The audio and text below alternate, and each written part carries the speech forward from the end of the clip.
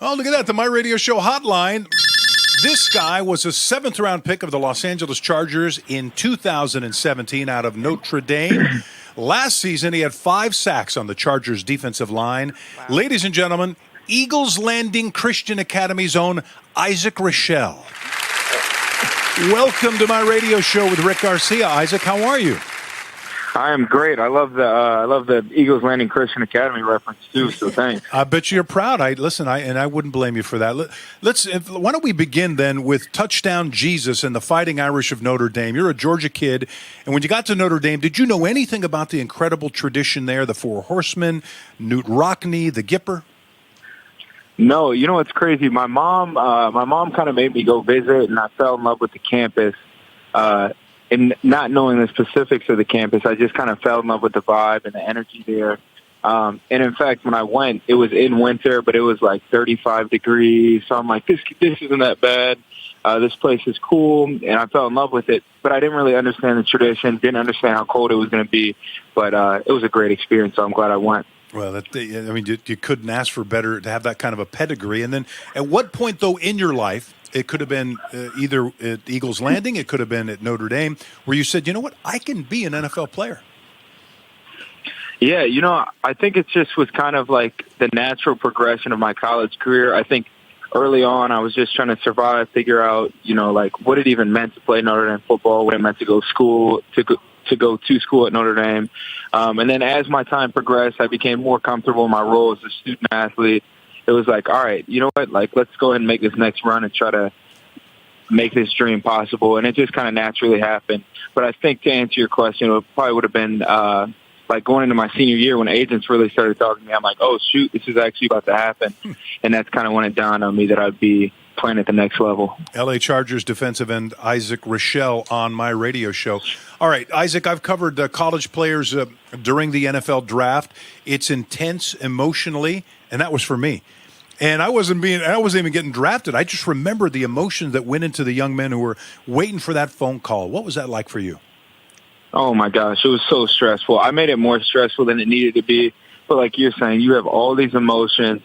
You have what is supposed to be a dream come true happening. And there's just a lot that goes into it. You've got the combine. You have the Senior Bowl. You have all these interviews and this intense process. And then you get to the draft when all this stuff is supposed to come to fruition. There's a lot of emotions and a lot of stress. I remember just my overall thought looking back is just that it was really stressful, though. So you go to camp that year, but as a 7th-round pick, so you don't really know where you stand with the team. The season starts in September, and you get cut. What was that like?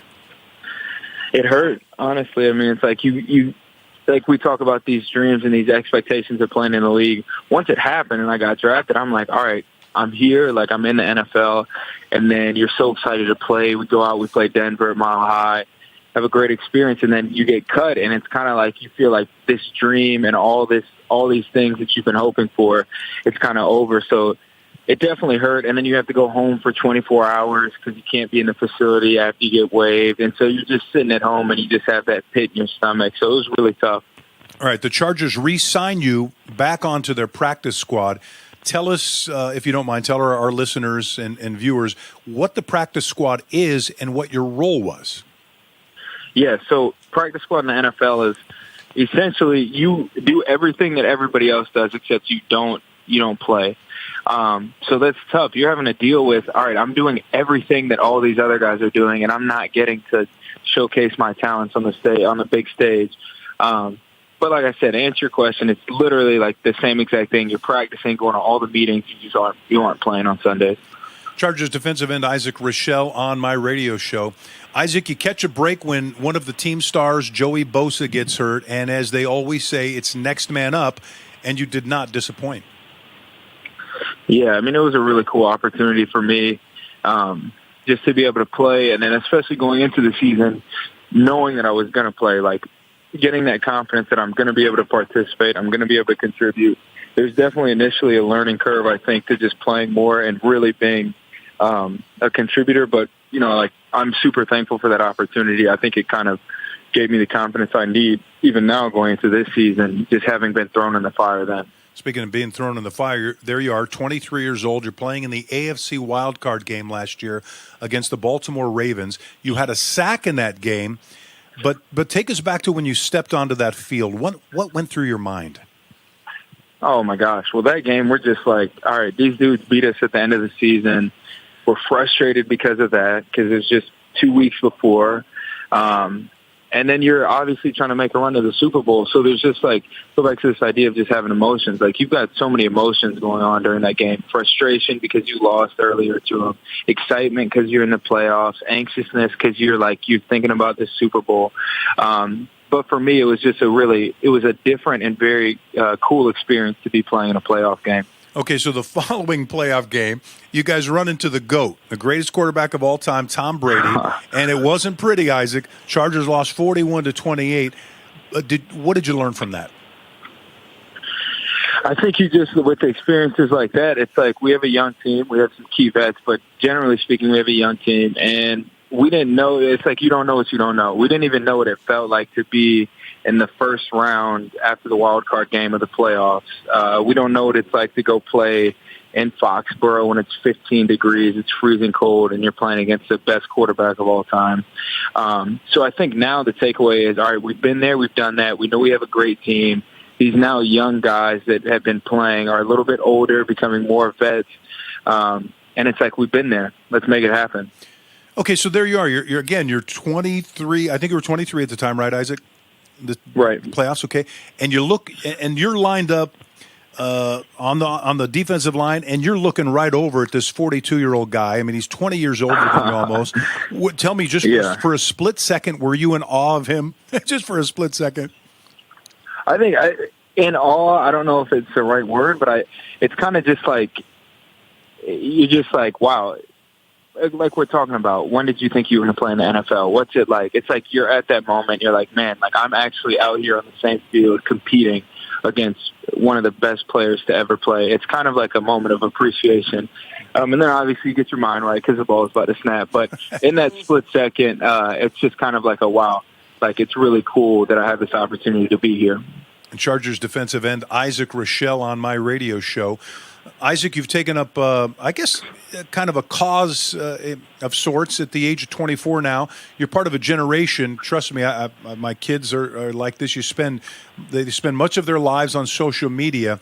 Are you hoping to kind of change that a little bit, or at least change the way young people approach that? Yeah, I think what my goal is with social media is just to start the conversation. I want people to challenge themselves to take a day off of social media and just kind of evaluate the emotions that come with that.